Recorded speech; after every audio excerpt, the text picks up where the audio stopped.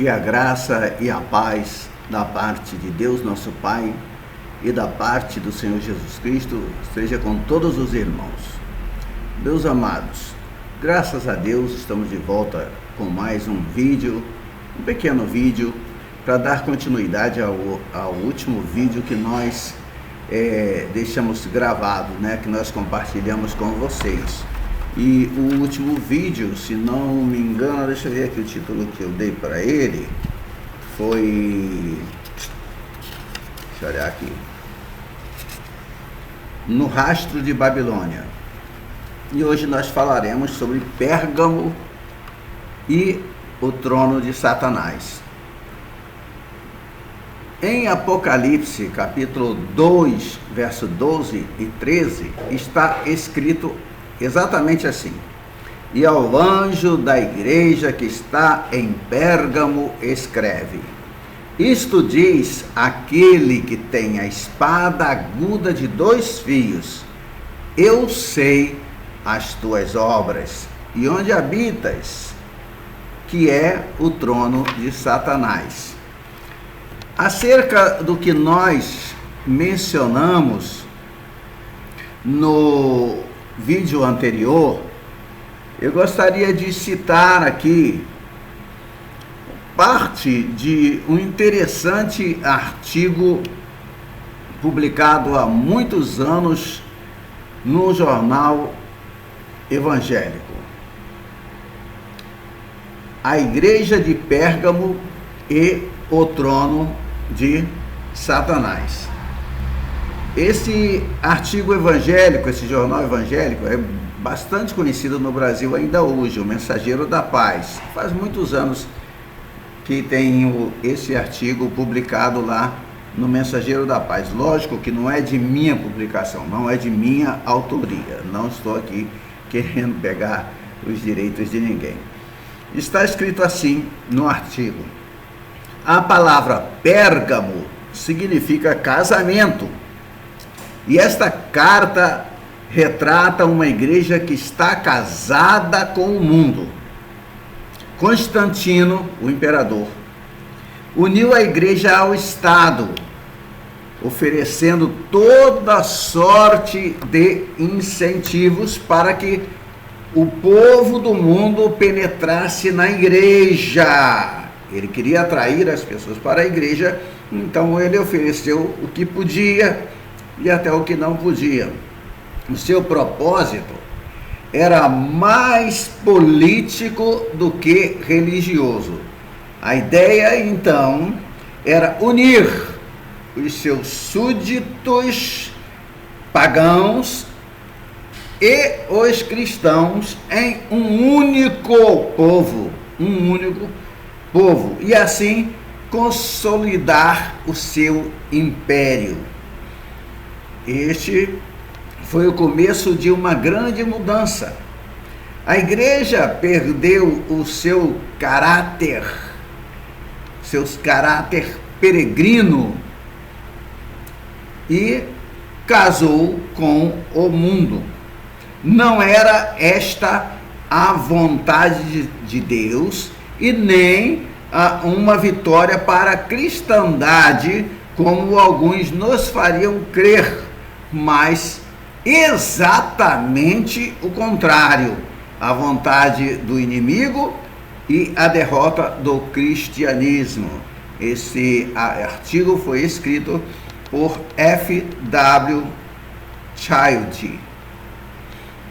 Agora que já citei o artigo publicado no Mensageiro da Paz, eu gostaria de dizer, de chamar a sua atenção, com certeza você já deve saber, pode até não estar se lembrando na hora, mas a parábola do grão de mostarda servirá para trazer alguma luz sobre este particular período da igreja.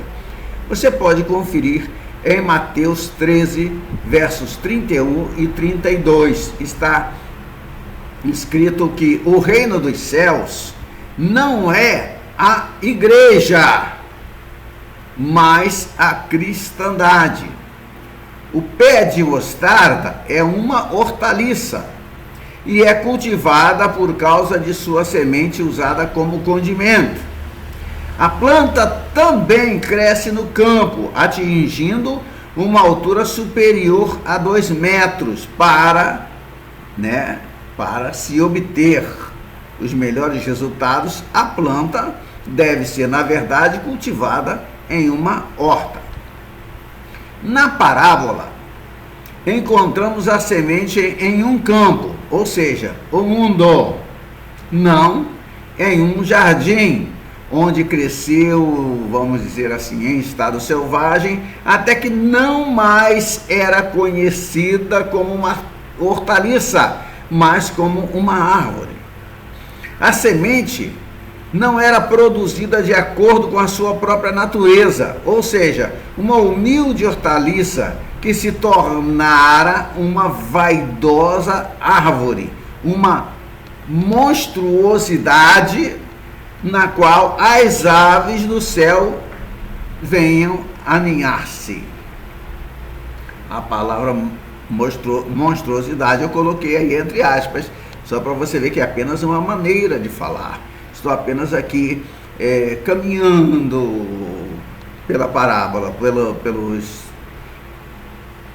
caminhando no caminho dos pensamentos, da meditação, tentando encontrar junto com você coisas boas para nossas almas. Agora vem então uma pergunta: quem são essas aves?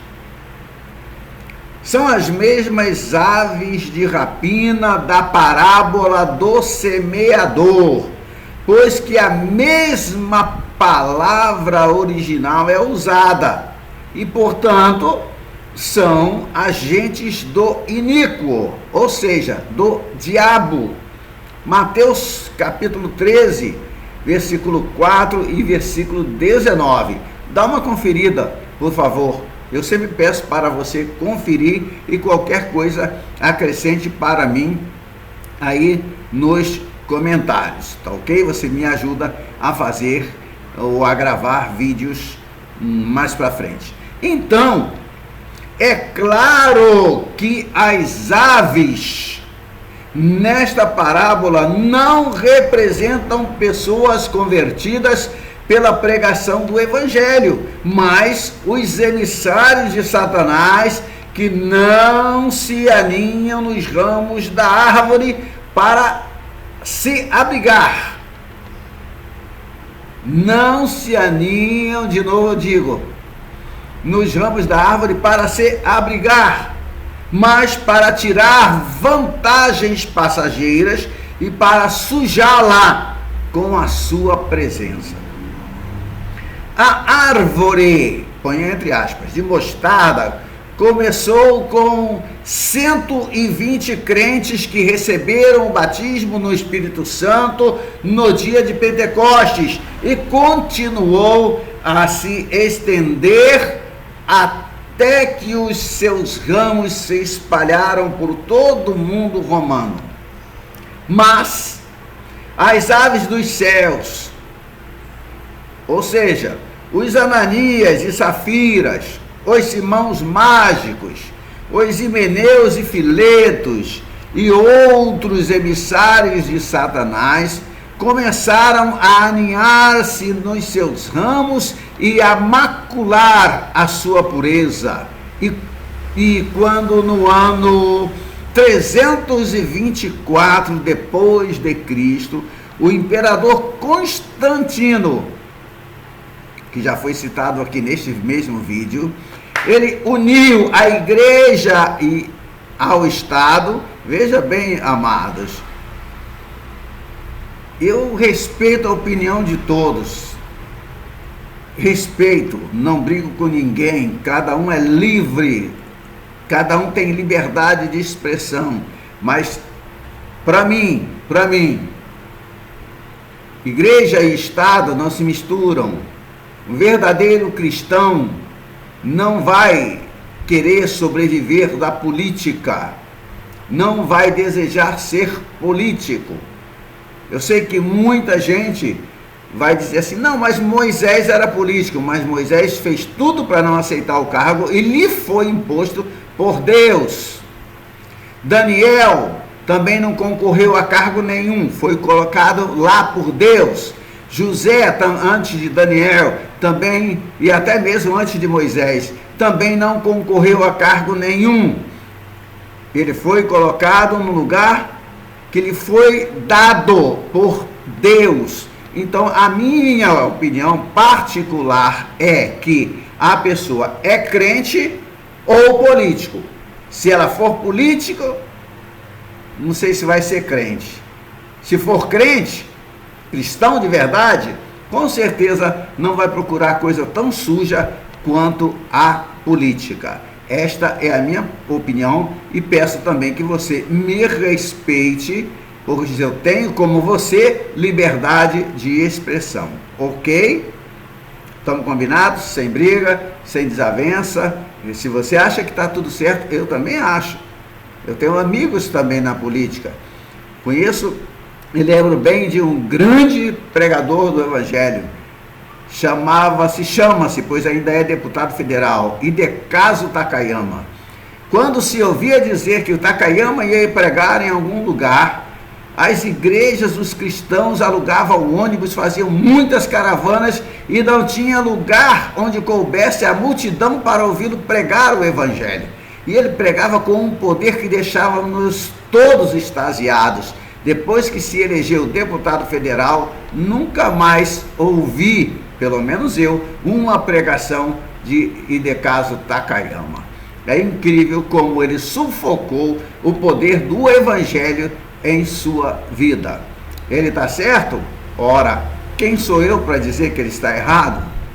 Eu creio apenas que ele deixou a melhor parte e escolheu a pior parte, a parte pequena, a parte que só traz poder humano, vamos dizer assim, a parte que faz com que não se consiga mudar nada que haja sido determinada por Deus. Mas vamos respeitar o irmão, vamos continuá-lo chamando de pastor Hidecaso Takayama, eu prefiro dizer assim, do que deputado federal Hidecaso Takayama. E com ele tem muitos outros ali, não é? Nós não temos lá o grupo de evangelhos, lá o partido evangélico lá dentro? Temos, não temos?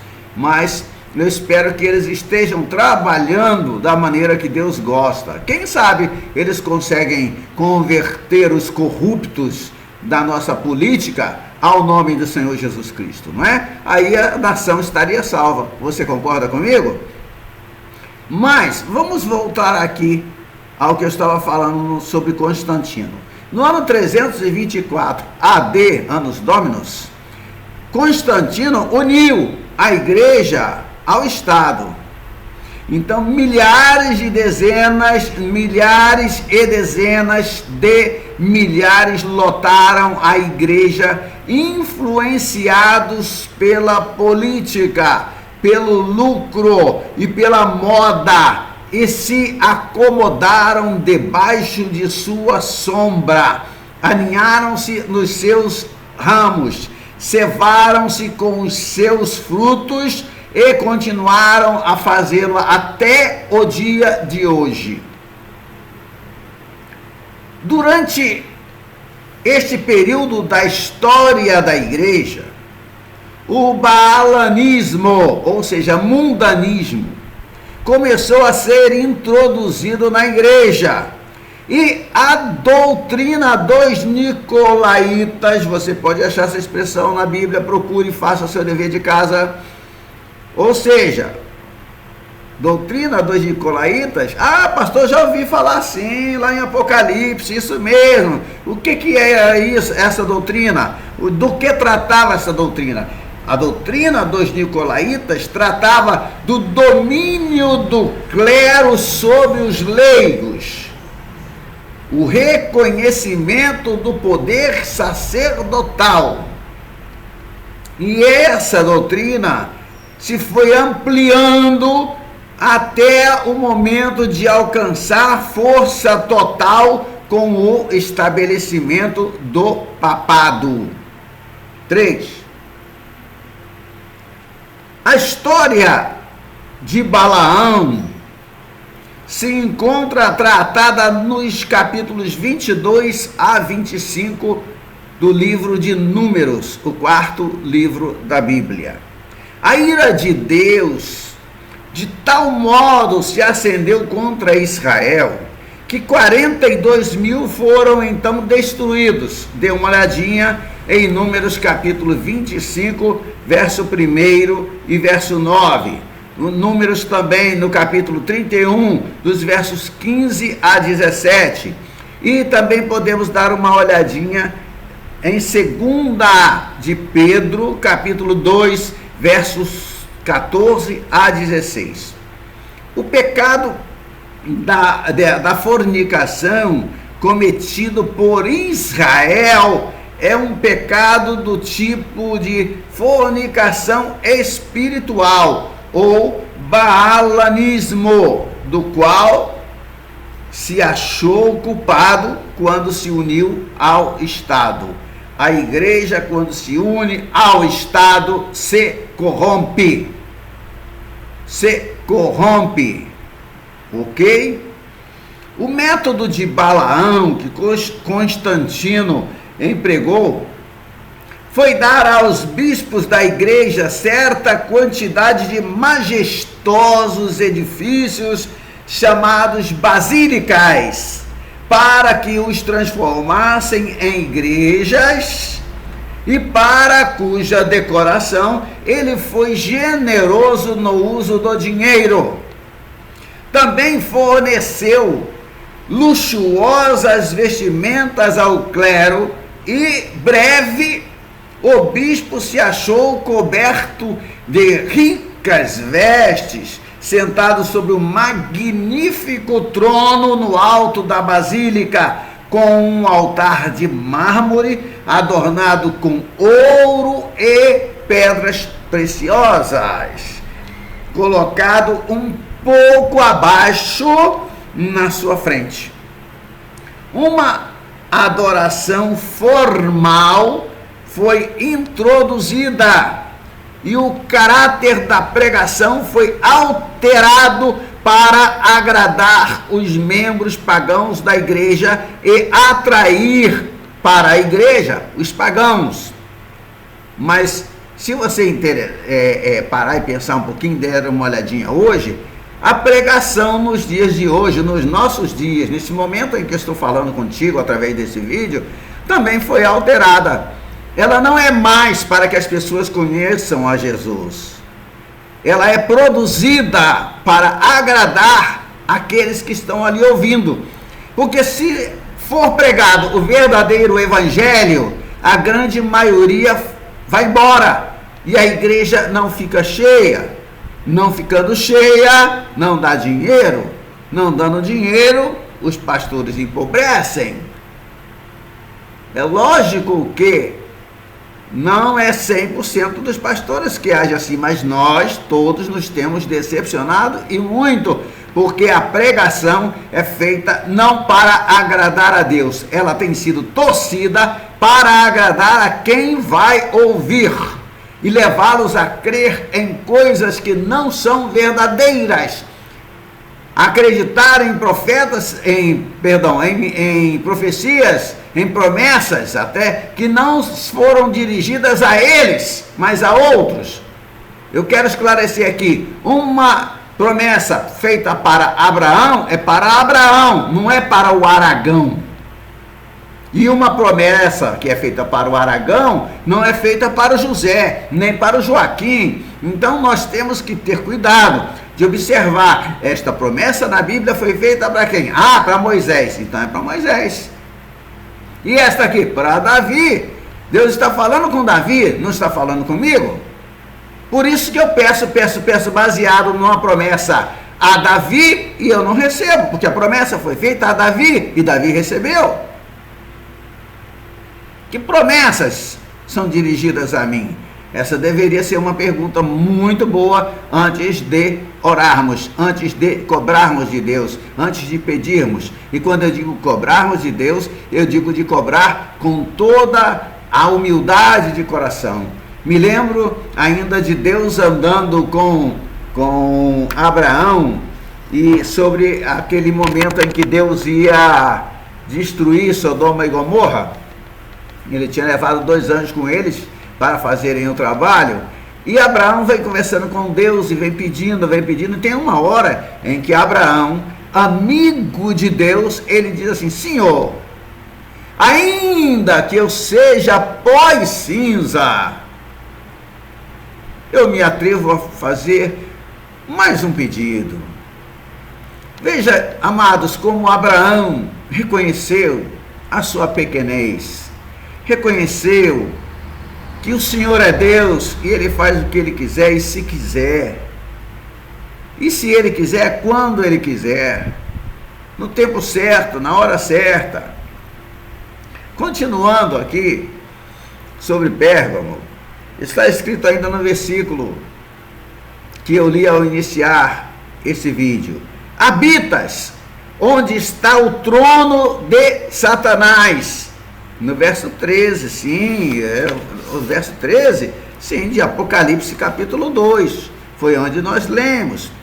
E isso tem relação com a transferência da sede do culto babilônico. Olha, transferência da sede do culto babilônico da Babilônia para Pérgamo, o que se verificou quando os sacerdotes daquele infame sistema religioso fugiram dos conquistadores persas. Pelos arquivos da história, é possível estabelecer uma conexão entre a antiga Babilônia e a Igreja Romana. Esclareço aqui aos meus amigos, aos meus irmãos, àqueles que assistem nossos vídeos, que de maneira alguma nosso interesse é atacar esta ou aquela igreja. Não temos nada contra a Igreja Católica, não temos nada que atacar ninguém, não faz parte da minha índole fazer isto, mas eu estou tratando de coisas que são verdade, que são verdadeiras. É só você vir acompanhando meus vídeos que você vai ver isto. Eu jamais torcerei a palavra de Deus para agradar nem a mim mesmo, de jeito nenhum, porque isso seria desagradar terrivelmente a Deus. Mas é como eu disse, vou repetir minha última frase: pelos arquivos da história é possível estabelecer uma conexão entre a antiga Babilônia e a Igreja Romana. Vamos considerar a história da antiga Babilônia ou Babel. Babel, sim. Esta cidade foi fundada por Nimrod, o valente caçador, cujo registro está lá em Gênesis capítulo 10, nos versículos 8, 9 e 10. E após o dilúvio, as forças do mal gravitaram em torno daquele local, e Babel foi o resultado do trabalho das forças do mal. Depois do dilúvio, este local a que me refiro agora se tornou a sede da grande apostasia. E a confusão das línguas em Babel e a dispersão dos habitantes de Babel deu origem às nações. Dá uma conferidinha em Gênesis 11, versos 7 e verso 9. Todavia, as nações não foram espalhadas por sobre a terra antes que Satanás tivesse implantado nelas os vírus de uma doutrina que tem sido a fonte de toda religião falsa que o mundo já conheceu. Pois foi nesse momento que o culto babilônico foi inventado por Nimrod e sua rainha Semiramis, cujo filho ela afirmava haver tido em estado virginal e a quem ela também considerava ser prometida semente da mulher, em cumprimento de Gênesis 3,15, ou seja, a primeira promessa sobre a vinda do Messias que nós temos registrada na Bíblia. O culto babilônico, amados, era um sistema religioso que apresentava como seu objetivo de culto o Supremo Pai, a mulher, também chamada de Rainha do Céu, e o seu filho. Os dois últimos eram realmente os únicos objetos de culto, a Rainha do Céu e o filho dela, já que o Supremo Pai, segundo se dizia, não intervinha nos assuntos dos mortais. Isso é coisa deles, viu? Graças a Deus, o nosso Senhor e Salvador Jesus Cristo, ele, quando no momento de sua morte na cruz do Calvário, e disse, está consumado, nós temos a grande alegria de saber que o véu do templo, o véu que fazia separação entre Deus e os homens, foi rasgado de alto a baixo. E hoje, quando você diz, Pai nosso que estás no céu, é só prestar atenção, para o que está fazendo, que você vai ouvi-lo. Ele vai te responder dizendo, filho meu que estás na terra. É verdade, mas não era assim. Nos dias de Nimrod, esse culto mantinha sob sujeição toda a espécie humana, pois todos falavam a mesma língua e todos eram um só povo. Da Babilônia ao tempo da dispersão dos povos foi que esse culto se espalhou até os confins da terra, E temos conhecimento de que Abraão foi escolhido por Deus de todas essas nações idólatras para representar e apresentar o verdadeiro Deus. Através dele, Deus pretendia trazer o homem para junto de si.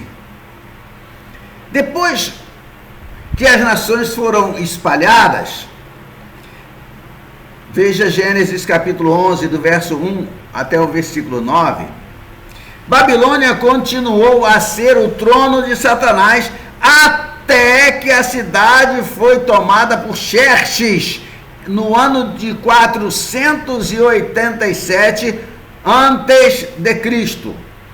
O sacerdócio babilônico foi então obrigado a deixar a Babilônia e se estabeleceu em Pérgamo, que passou a ser a sede do culto por algum tempo.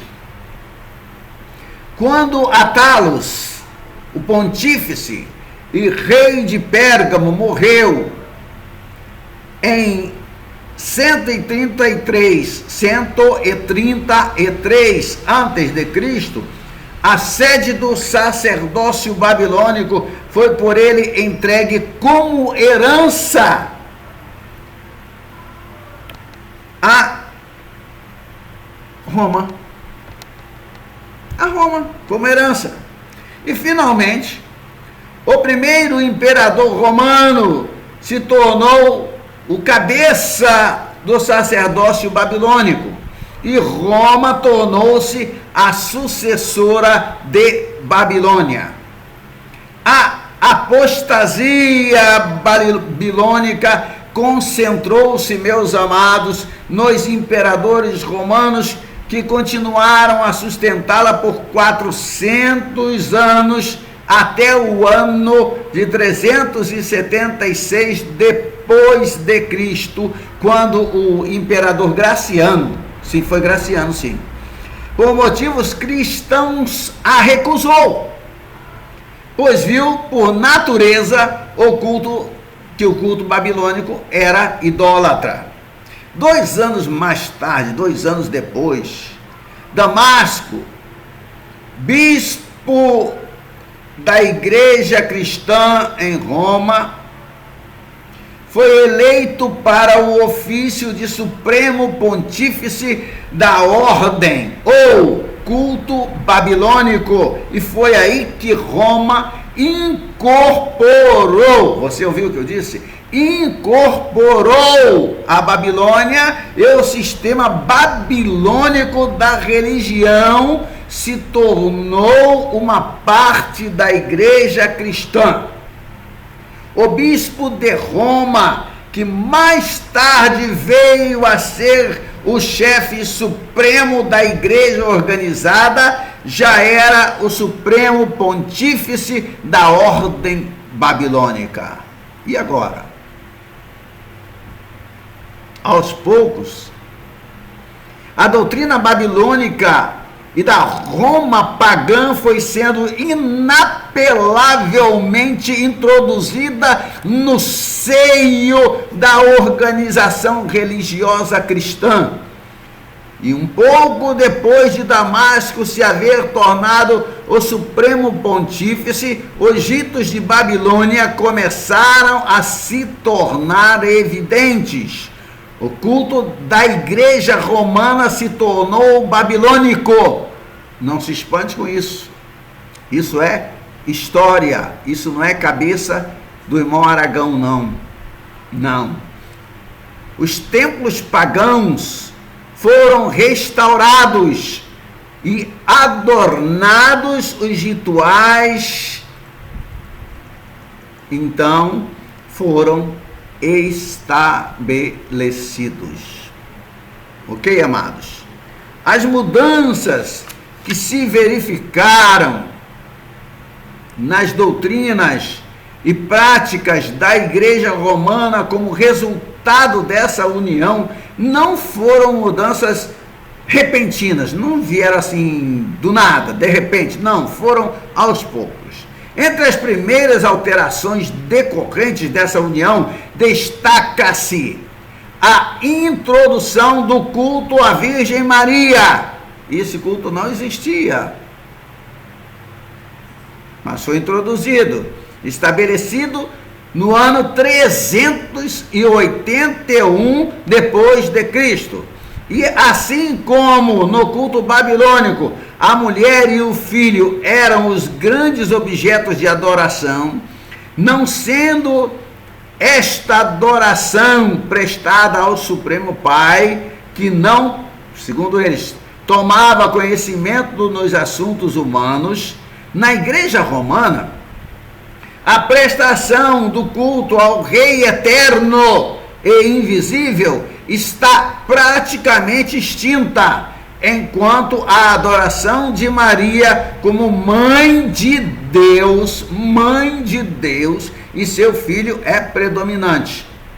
Em 1854, os bispos de todas as partes do mundo cristão e representantes dos confins da terra reuniram-se em Roma e decretaram como pretexto de apenas 4 dos participantes que Maria, mãe de Deus, havia morrido, ressurgido dos mortos e elevada ao céu, e por isso deveria ser doravante adorada como Imaculada Virgem, concebida e nascida sem pecado. Você, agora no fim do nosso vídeo de hoje, eu te pergunto, você aceita uma coisa dessa? Aceita isso? Você quer que eu repita o que eu disse agora no final? A última frase, que foi decretado que Maria deveria ser, dali por diante, adorada como a Imaculada Virgem, concebida e nascida sem pecado. Meus amados, até hoje, só existe um que foi concebido e nascido sem pecado, e não era do sexo feminino, e o seu nome é Jesus Cristo, também conhecido entre outros nomes como Jesus de Nazaré, aprendiz de carpinteiro e depois carpinteiro, morreu na cruz do Calvário. E posso concluir o nosso vídeo de hoje dizendo para vocês que no princípio era o Verbo, e o Verbo estava com Deus, e o Verbo era Deus. Jesus Cristo é o Verbo de Deus. Aguarde-me, teremos mais ainda um vídeo na próxima terça-feira, dando continuidade a esse assunto. Deixa-me ver qual eu falarei sobre deuses, semideuses e santos no nosso próximo vídeo. Que Deus abençoe a cada um de vocês. E se vocês acham que esse vídeo tem algum valor, compartilhe esse vídeo.